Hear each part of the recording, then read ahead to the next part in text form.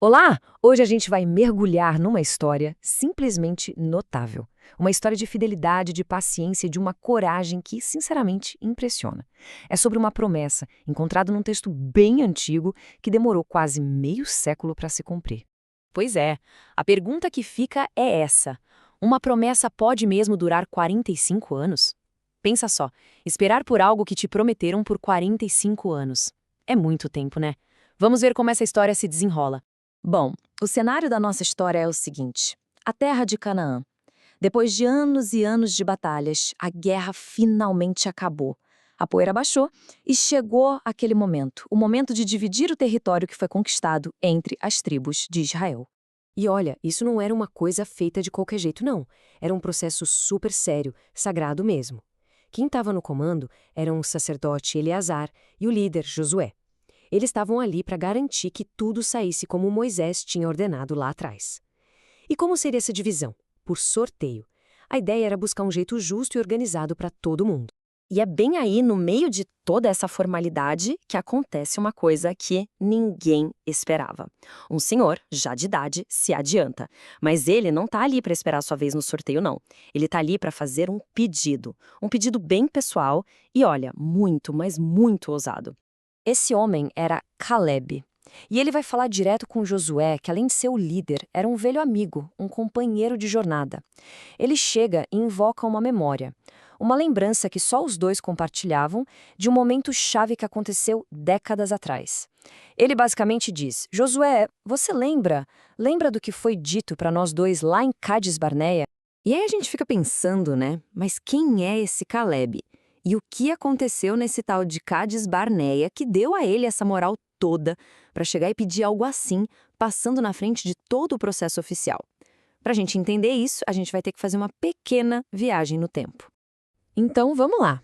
Voltando 45 anos no tempo, para a gente descobrir onde nasceu essa promessa que praticamente definiu o destino de Caleb.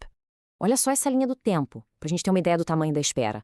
A promessa foi feita quando Caleb tinha 40 anos. Aí ele passou os próximos 40 anos vagando pelo deserto junto com toda a sua geração.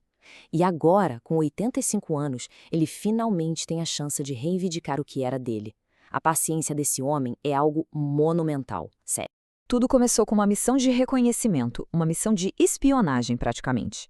12 líderes, um de cada tribo, e entre eles estavam Caleb e o próprio Josué, foram enviados para dar uma olhada na terra de Canaã. O problema é que o que eles viram por lá dividiu o grupo de uma forma drástica. E é aqui que a coisa racha de vez. 10 dos espiões voltaram apavorados. O relatório deles era puro medo. Falaram de gigantes, de cidades que eram verdadeiras fortalezas. E as palavras deles, como diz o texto, basicamente derreteram o coração do povo.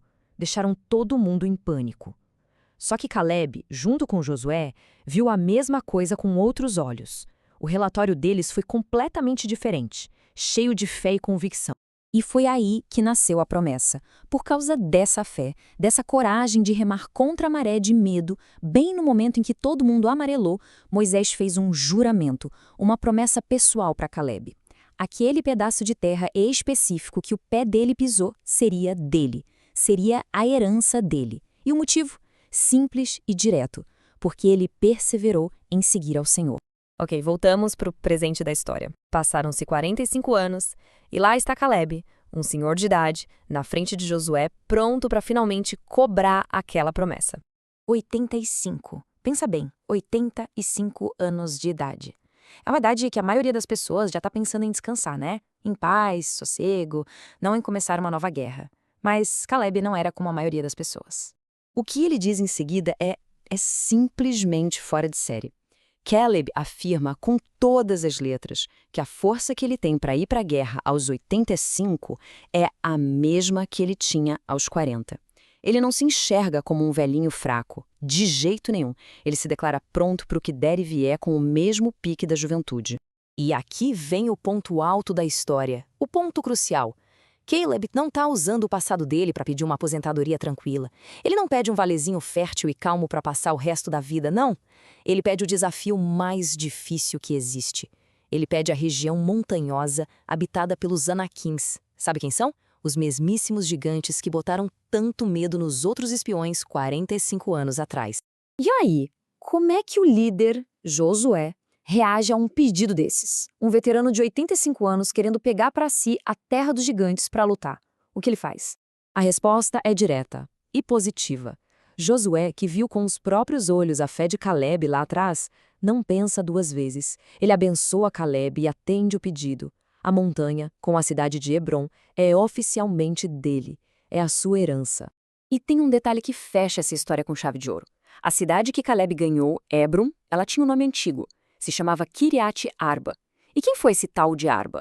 O texto diz que ele era simplesmente o maior homem entre os Anaquins.